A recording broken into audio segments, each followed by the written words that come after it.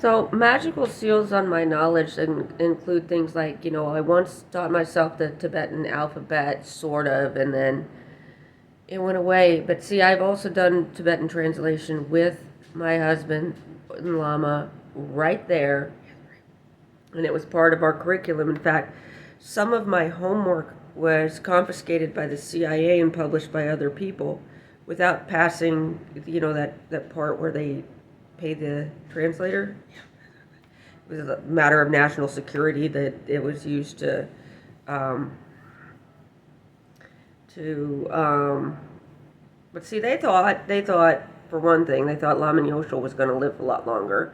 They thought that he had taught me to do this on my own, and I don't understand how there's nobody around that sort of understands this thing. They talk about seals and permissions and things. So many people out there.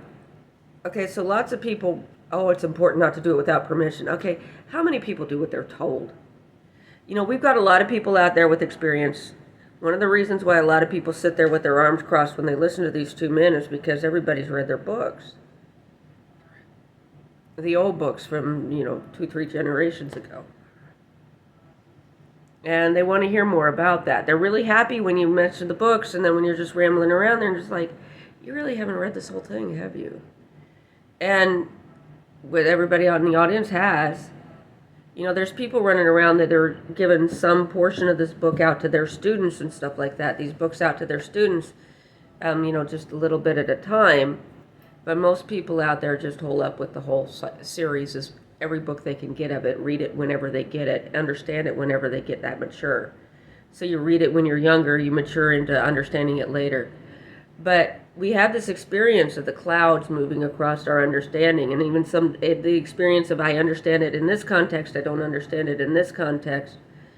The different things, lots of different phenomena to look at.